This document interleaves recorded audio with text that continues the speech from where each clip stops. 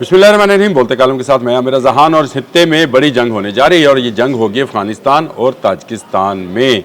और जंग का आगाज़ कहाँ से हुआ है? जी हाँ, बिल्कुल अफगानिस्तान और ताजिकिस्तान के माबैन जो है एक बड़ी सरहद है, यानी 1344 किलोमीटर की लंबी ये सरहद है, जहाँ पर झड़पें अब मामूल बनती चली जा रही हैं। लेकिन गुज़िश्ता रोज़ जो झड़प हुई है वो सबसे हैवी झड़प कही जाती है, क्योंकि एक बड़े जत्थे ने हमला किया ताजिकिस्तान की फोर्सेस पर और उनके एक लेफ्टिनेंट कर्नल समेत चंद सिपाही जो हैं उनको शहीद कर दिया गया। और उसके बाद जवाबी कार्रवाई में बेशुमार जो है दहशतगर्द कह लें या उनको तालिबान फोर्स के लोग कह लें, वो हलाक हुए हैं। ताजिकिस्तान के सदर जो हैं इमाम अली रहमान, उन्होंने इस पर शदीद एहतजाज किया है और टैंकों की भारी नफरी जो है सरहद पर पहुंचा दी है।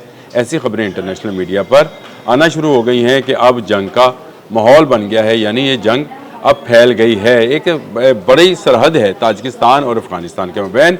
ये वही सरहद है जहाँ पर दहशतगर्दों ने या तालिबान प्रवरदा दहशतगर्दों ने हमला किया था और चाइनीज़ इंजीनियर को हलाक किया था। पहले 3 चाइनीज़ इंजीनियर मारे गए, उसके बाद 2।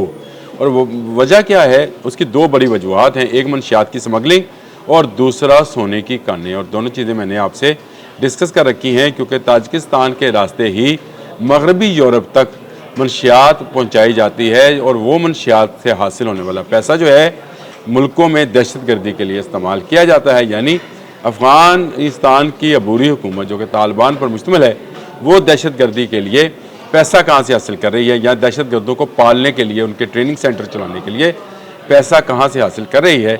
वो इसी मनशियात का पैसा है। लेकिन ताजिकिस्तान की सरहद के साथ साथ दोनों तरफ, अफगानिस्तान की तरफ भी और ताजिकिस्तान की तरफ भी प्लेसर गोल्ड भी है और सोने की कानें भी है। यानी सोना पहाड़ों में भी पाया जाता है और दरिया के अंदर भी सोना मौजूद है और इसी पर सारी जंग है।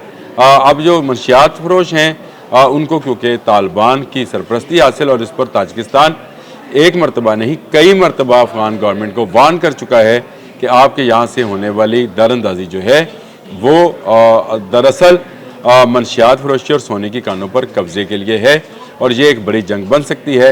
इसी एक माह में 3 बड़ी झड़पें हो चुकी हैं, जिनमें एक झड़प के दौरान तो ड्रोन भी इस्तेमाल हुआ। और ड्रोन इस्तेमाल किसकी तरफ से हुआ था?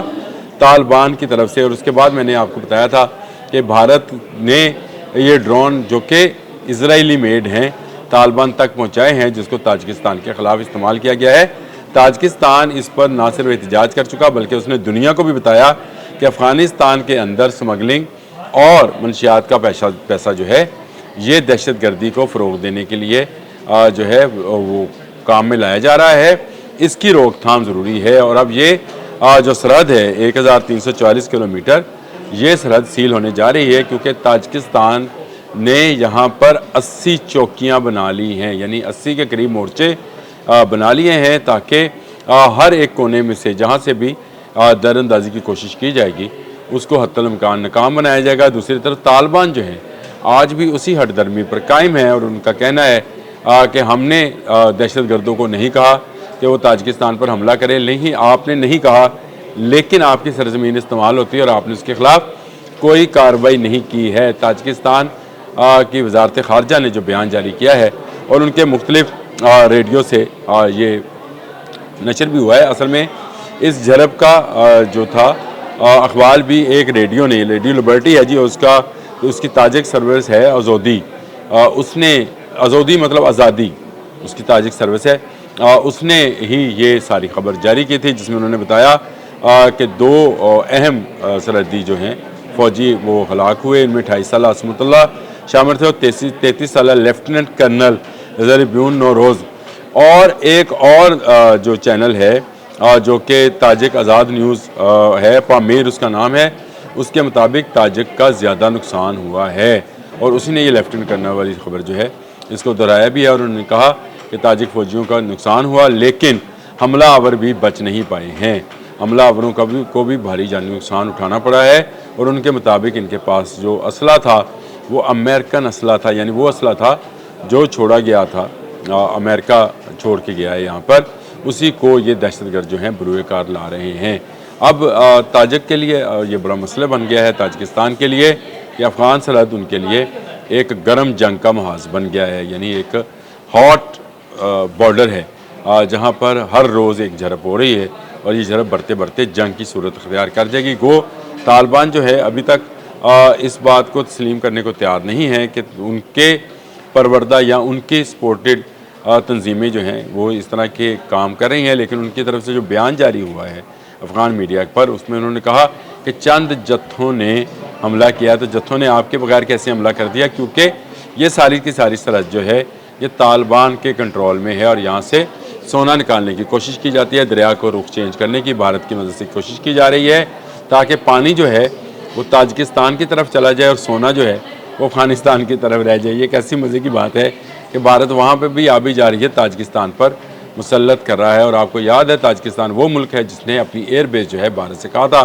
کہ بھائی اپنے پیارے SU-30 چک اور واپس بھیج۔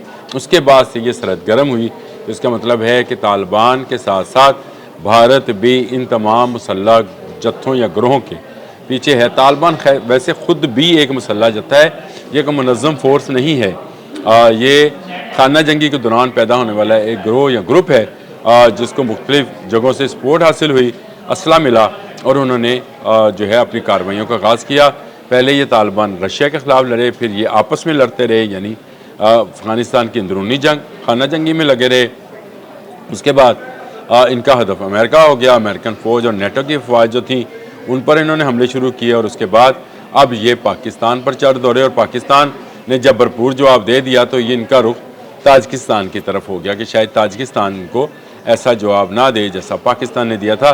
تو یہ وہ صورتحال ہے جس سے افغانستان اس خطے کے اندر ہر آنے والے لمحے کے ساتھ ساتھ جنگ کی جو ہے وہ حدت کو بڑھا رہا ہے، جنگ کی دھمکی کو بروئے کار لا رہا ہے۔ یہ خطرناک صورتحال ہے خطے کے لیے بھی اور خاص کر تاجکستان کے لیے بھی کہ تاجکستان اس وقت مسلسل ایسی دہشت گردی کا شکار ہے جس کے تحت اس پر چین کا بھی دباؤ ہے، کیونکہ چینی 5 لوگ جو ہیں یا انجینئرز ان کو کہہ لیں وہ ہلاک ہو چکے ہیں، اور چین نے بھی تاجکستان سے کہا تھا کہ اپنی سرحد کو مضبوط بناؤ۔ دیکھیں جو وہاں کے صدر ہیں تاجکستان کے امام علی رحمان، انہوں نے اپنی پوری ٹینک فورس جو ہے اس کو منتقل کرنے کا فیصلہ کیا ہے افغان سرحد کے ساتھ ساتھ، اور افغان سرحد کے ساتھ ساتھ انہوں نے جو ہے ایک ٹریننگ سینٹر بھی ٹینکس کے لیے بنا دیا ہے، کیونکہ دشوار گزار راستے ہیں وہاں پر ٹینکس جو ہیں ان کا خیال ہے کہ بہتر کارکردگی کا مظاہرہ کر سکتے ہیں انہیں، اور کسی سرحد کی طرف سے تاجکستان کی سرحدیں جن ممالک کے ساتھ لگتی ہیں وہاں پر ان کو